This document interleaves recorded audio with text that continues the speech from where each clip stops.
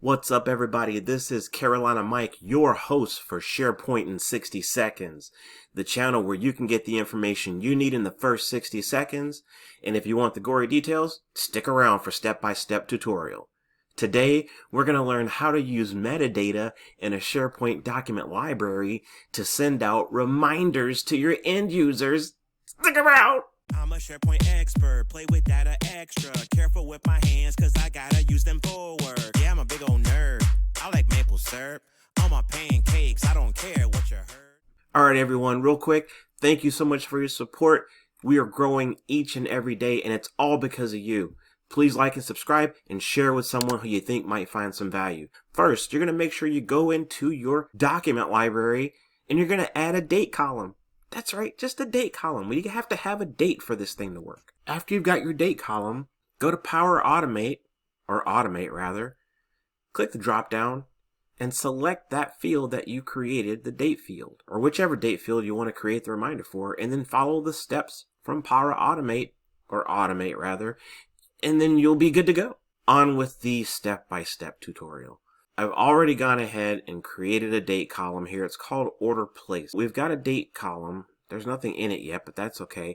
We're going to go to Automate, set a reminder on Order Placed, and then we just have to walk through the steps for Power Automate. Now, sometimes you're going to have to like refresh your login stuff if it doesn't connect, but looks like all my connections are good. If you get any exclamation marks here, just hit your triple dots and just click on the thing. Just click on stuff, okay? Like, not everything is a big, huge deal. Just click and whatever. Don't add a new connection. Just try and get the current one to like refresh, especially if you had a password reset or something like that. But don't get all freaked out if you see exclamation marks here. It's not that big a deal, I promise.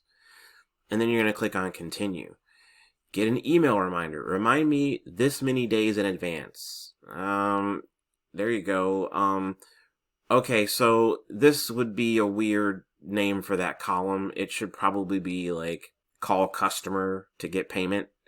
But you get what I'm saying. You can figure it out. Make it work for what you want it to work for.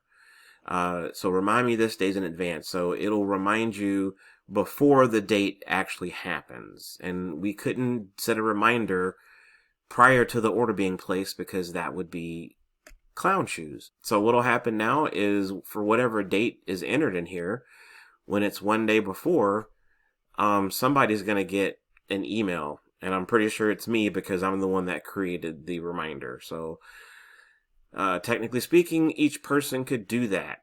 So if you got a team of however many people or whatever, they can go in there and do the automate thing and set a reminder, and that individual would get notice however many days before that date is about to happen.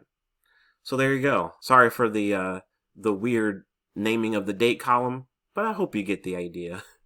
So thank you so much for watching. This has kind of been a comedy of errors, but sometimes it's just like that. So thank you for watching. Please like, subscribe, and share with someone who may find value. So with all that bloopers and everything else involved, happy Thanksgiving. We'll see you next time. Stay positive. Do the best you can do at what you got.